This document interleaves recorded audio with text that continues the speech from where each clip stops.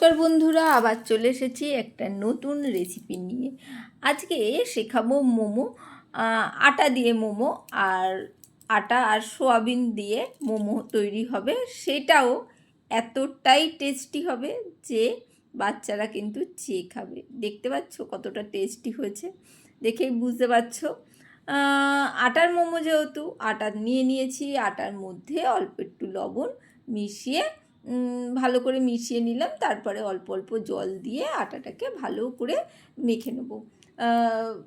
তোমরা আটা ছেড়ে ময়দা দিয়ে করতেই পারো, কিন্তু আটাটা একটু হেলদি, সেই জন্যে আটা দিয়ে করেছি। বাচ্চাদের যতটা হেলদি খাওয়ানো যায়। হ্যাঁ, বাচ্চারা আটার মোমো সেইভাবে কিন্তু খেতে পছন্দ করবে না, কিন্তু আমি যেভাবে করেছি সেইভাবে যদি করো অবশ্যই তারা কিন্তু আনন্দ করে খাবে। আটা মাখা হয়ে গেছে, ওখানে রেখে দিলাম। আর এখানে একটু গোলমরিচ ভেজে নিচ্ছি হালকা করে, শুকনো কড়ায় ভেজে তুলে নিয়েছি। একটু স্পিড বাড়িয়েই দেখাচ্ছি, না হলে খুব আরও বেশিই বড় হয়ে যাবে। তারপরে সেই কড়াইয়ের মধ্যেই একটু জল দিয়ে দিলাম, দিয়ে সোয়াবিনগুলো সেদ্ধ হওয়ার জন্যে বসিয়ে দেবো। সোয়াবিনগুলো সেদ্ধ হোক, আমি এইদিকে যেটা ওই গোলমরিচটা ভাজলাম সেইটাকে একটু হামানদিস্তাতে গুঁড়ো করে নিই। একটু তাড়াতাড়ি করে গুঁড়ো করে নিলে কি হবে, তাড়াতাড়ি করে গুঁড়ো হয়ে যাবে। একটু হালকা গরম থাকতে গুঁড়ো হলে খুব তাড়াতাড়ি সুন্দরভাবে গুঁড়ো হয়ে যাবে। মিক্সিতেও তোমরা পেস্ট মানে গুঁড়ো করে নিতে পারো। চলো, এখানে পেঁয়াজ নিয়েছি, পেঁয়াজটাকে কেটে নেবো। পেঁয়াজ রসুন সব কেটে নেবো। পেঁয়াজটাকে আগে কেটে নিচ্ছি, ছাড়িয়ে খোলা ছাড়িয়ে একটু ছোটো ছোটো করেই কিন্তু কেটে নেবো। আর এইদিকে পেঁয়াজটা ছাড়িয়ে রেখে দিয়েছি, আর কয়েকটা রসুনের কোয়া কিন্তু আমি খুলে নিচ্ছি, যাতে রসুনটাও আমরা ছাড়িয়ে নিতে পারি। সব চপড হবে, একটু কুচি করে কাটা হবে, সেই জন্যে আগে থেকেই সব খোসা ছাড়িয়ে নিচ্ছি পরিষ্কার করে। অবশ্যই রেসিপিটা করে দেখবে, আমি গ্যারেন্টি দিয়ে বলছি। তোমার যেসব বাচ্চারা আটার এই ম্যাগি বলো বা আটার কোনো জিনিস, মোমো বলো, এইসবগুলো খেতে পছন্দ করে না, তারা কিন্তু বারবারই বলবে যে মা এইভাবে বানিও। সেইভাবেই বানিয়েছি মোমোটা, অবশ্যই ট্রাই করো, ভালো লাগবে। পেঁয়াজগুলোকে আমি কেটে নেবো ছোটো ছোটো করে, যতটা কাটা যায়। নালে তো চপিং মেশিন রয়েছে, সেখানে চপ করে নিতে হবে। চপিং মেশিন থাকার জন্য কিন্তু খুব সুন্দরভাবে কিন্তু মানে আমাদের কুচি করে নেওয়াটা কিন্তু বেশ তাড়াতাড়ি হয়ে যায়, সেই জন্যে এটা ইউজ করাটাই ভালো। চলো, এদিকে হয়ে গেছে চপ করা, আর এইখানে সোয়াবিনটাও নামিয়ে রেখে দিয়েছি। আর একটু সর্ষের তেল দিয়ে দিলাম, তোমরা সাদা তেলেও করতে পারো, ঠিক আছে। তেলটা একটু গরম হতেই এখানে পেঁয়াজ কুচি, রসুন কুচি যেটা একসাথে করলাম সেটাকে দিয়ে একটু হালকা করে ভাজা করে নেব। পেঁয়াজটাকে কিন্তু পেঁয়াজ রসুনটাকে বেশ ভালো করে ভেজে নেব সুন্দর করে। অবশ্যই ট্রাই করবে। আর সোয়াবিন তো খুবই হেলদি, সেই জন্যে অবশ্যই বাচ্চাদের টিফিনে করার চেষ্টা করবে, বা সন্ধেবেলা স্ন্যাক্স হিসাবেও কিন্তু তোমরা এই আটার মোমোটা, আটা দিয়ে সোয়াবিনের মোমোটা অবশ্যই ট্রাই করতে পারো।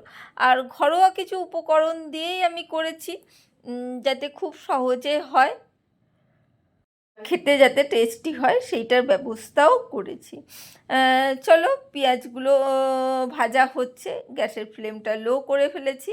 আর এখানে সোয়াবিনগুলোকে হাতের সাহায্যে জল চিপে বের করে এই চপিং মেশিনের মধ্যে দিয়ে দিচ্ছি, সেদ্ধ সোয়াবিনগুলোকে। এইটাকেও কিন্তু চপিং মেশিনে চপ করে নেবো, তাতে কি হবে, খুব তাড়াতাড়ি হয়ে যাবে। আর মিক্সিতে দিলে কিন্তু পেস্ট হয়ে যেতে পারে, তাই খুব উল্টো দিকে ঘুরিয়ে হলেও হতে পারে, একবার ট্রাই করতে পারো। কিন্তু চপিং মেশিন যদি থাকে খুব ভালো হয়। সোয়াবিনগুলোকেও আমি কিন্তু এইভাবে চপ করে নিয়েছি, দেখো এরকম দানা দানা হয়ে রয়েছে, বেশ ভালো লাগছে। আর এইগুলো যখনই মুখে পড়বে না যেন মনে হবে সেই মাংসের টুকরো। পেঁয়াজ রসুনটা মোটামুটি দেখো সুন্দর করে ভাজা হচ্ছে। আর কে কোথা থেকে দেখছো অবশ্যই বলো, যদি নতুন বন্ধু হয়ে থাকো অবশ্যই চ্যানেলটাকে সাবস্ক্রাইব করে দিও, পাশে থেকো, কমেন্ট রেখো, আর বেশি ভালো লাগলে অবশ্যই শেয়ার করো। আর নতুন পুরনো সব বন্ধুদেরই জানাই অসংখ্য ধন্যবাদ এইভাবে পাশে থাকার জন্যে আর পুরো ভিডিওটা দেখার জন্যে। এখনও শেষ হয়নি, নিশ্চয়ই সঙ্গে থাকবে তোমরা, কারণ না হলে তো রেসিপিগুলো শেখা যাবে না, তাই না? চলো সোয়াবিনটা দিয়েও ভালো করে কিন্তু আমি নাড়াচাড়া করে নেবো, যাতে পেঁয়াজের সাথে সোয়াবিনের কম্বিনেশনটা বেশ ভালোভাবে মিশে যায়, সেই জন্যে। আর এখানে ঘরে থাকা যেসব উপকরণ সেই সব দিয়েই কিন্তু আমি রেসিপিটা করব।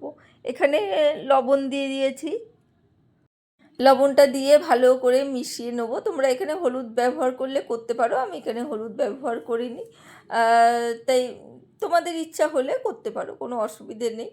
আমি হলুদ ছাড়াই করেছি। আর এখানে যেটা গোলমরিচ গুঁড়ো করলাম সেই গোলমরিচ গুঁড়োটা দিয়ে দিয়েছি। গোলমরিচ গুঁড়োটা কিন্তু স্বাদটা দারুণ আসে, মানে মোমোর ভেতরে, সেই জন্যে গোলমরিচ দেওয়ারই চেষ্টা করবে। আর ফ্রেশ গোলমরিচ তাড়াতাড়ি করে গুঁড়ো করে দিলে তার স্বাদটা কিন্তু আলাদাই থাকে। এখানে একটু সোয়া সস দিয়ে দিয়েছি। সোয়া সসটা সবাই জানো, সোয়া সসটা একটু নোনতা নোনতা থাকে, তাই লবণের ভাগটা বেশি থাকে, তাই অবশ্যই আগে যখনই দেবে লবণটা, এটা কিন্তু খেয়াল করে দেবে। ভালো করে মিশিয়ে নিচ্ছি, এখনও কিন্তু সসগুলো পড়বে, মানে টমেটো সস, চিলি সস এইগুলো কিন্তু এই এর মধ্যে কিন্তু পড়বে। অবশ্যই ট্রাই করো, আর ট্রাই না করলে তো বুঝতে পারবে না। যেটা বলি সবসময় ট্রাই না করলে কিন্তু রেসিপিটা কেমন হলো, আদেও ঠিকঠাক হলো কি সেটা কিন্তু বোঝা যায় না। এই যে টমেটোর সসও দিয়ে দিয়েছি, আর একটু ওই চিলি সসও কিন্তু ব্যবহার করব। যার বাচ্চা যেরকম ঝাল খায় সেইভাবে দেবে, যেহেতু গোলমরিচ গুঁড়ো দেওয়া হয়েছে সেইভাবে কিন্তু দেবে। এখানে একটু সামান্য চাট মশলা, একটু অরিগানো দিয়ে দিলাম। অরিগানোটাও মোটামুটি বাড়িতে এখন থাকেই, কারণ বাড়িতে আমরা পিৎজা বানাই, নানা রকম স্ন্যাক্স বানাতে এইগুলো কিন্তু কাজে লাগে। দেখো ভালো করে মিশিয়ে নিচ্ছি। অরিগানোটা দিলে ভালো লাগে, টেস্টটা ভালো আসে, বাচ্চারা খুব পছন্দ করে। এখানে মোমোর লেচিগুলোকে ছোট ছোট করে কেটে কিন্তু আমি গোল করে রেখে দিয়েছি। এবারে খুব ছোট সাইজের করব না, সিম্পলভাবেই করেছি। দেখো গোল করে বেলে নিতে হবে। আমি যেটা একদম সহজ পদ্ধতি সেটাই করেছি। আর রেসিপিগুলো, টিফিন রেসিপিগুলো আমার বাচ্চাকে টিফিনে যেহেতু আমি দিই, একটু ভোরবেলা দিকে যেহেতু ভিডিও, সেই জন্যে একটু অসুবিধা হয় সব কিছু ঠিকঠাক করে দেখাতে বা ভিডিও করতে। আশা করি তোমরা পুরো রেসিপিটা দেখে বুঝতে পারবে। দেখো সোয়াবিনগুলো আমি দিয়ে দিয়েছি লেচির মধ্যে এক সাইড করে, তারপরে এই দিক দিয়ে কিন্তু এইভাবে ফোল্ড করে মুড়ে দিচ্ছি। এটাই হচ্ছে সবথেকে সহজ পদ্ধতি। ব্যাস মুখগুলোকে মুড়ে দিয়ে আর ওই দুটো সাইড এইভাবে নিয়ে একটু মুড়ে দিলেই কিন্তু মোমোর শেপটা চলে আসবে। তাই যারা পারো না তারা অবশ্যই এইভাবে করার চেষ্টা করবে, ভালো লাগবে। দেখো এইভাবে আমি কিন্তু মুড়ে এইভাবে কিন্তু জুড়ে দিচ্ছি। দেখো ব্যাস আর কিচ্ছুই লাগবে না, এইভাবে কিন্তু শেপগুলো তৈরি হয়ে যাবে। আর ইডলি মেশিনটার মধ্যেই কিন্তু আমি মোমোটা করেছি। তোমরাও এইভাবে করবে, তাহলে একসাথে খুব তাড়াতাড়ি হয়ে যাবে। আর ওখানে কিন্তু অল্প করে তেল ব্রাশ করে রেখেছি। তেল ব্রাশ করে রাখলে কি হবে, তোলার সময় খুব সুবিধা হবে।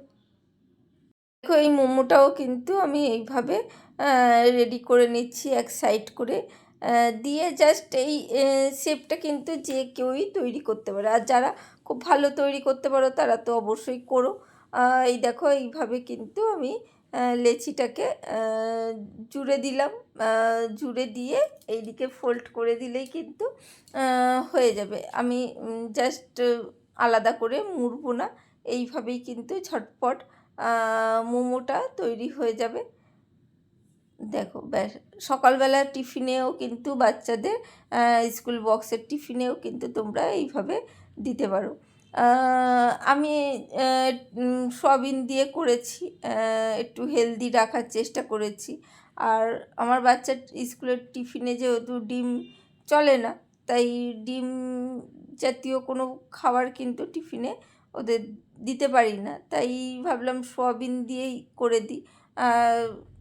অনেক দিন ধরেই মেয়ে বায়না করছিল, বলছিল যে মা একদিন মোমো করে দিও টিফিনে। ঠিক আছে, করে দেবো। দেখো আমি একটা একটা করে সুন্দর করে কিন্তু বসিয়ে দিচ্ছি। এবার 10 থেকে 15 মিনিট একটু ভাপ দিয়ে নিলেই কিন্তু রেডি হয়ে যাবে আমাদের মোমো। রেডি হবে না, তারপরেও কিন্তু আরও কাজ রয়েছে, সেটা করতে হবে। 10-15 মিনিট একটু ভাপিয়ে নিয়ে তারপরে আবার আসছি, তোমরা সঙ্গে থেকো। দেখো ভাপানো হয়ে গেছে। এরপরে একটা ফ্রাইং প্যানে আমি সাদা তেল গরম করে নিচ্ছি। 2 চামচ মানে 1.5 চামচ মতন আমি কিন্তু এখানে তেল ব্যবহার করেছি। ঠিক আছে, তোমরা যদি আরও কম তেল খেতে চাও আর একটু কমও দিতে পারো। এখানে রসুন কুচি কিছুটা দিয়ে দিয়েছি, রসুন কুচি দিয়ে একটু নাড়াচাড়া করে নিতে হবে। আর এই সসটা না দারুণ লাগে, এর মধ্যে মোমোটা টোস্ট করে দিলে যে কোনো বাচ্চাই কিন্তু খুব আনন্দ করে খাবে, এতটাই টেস্টি হয়।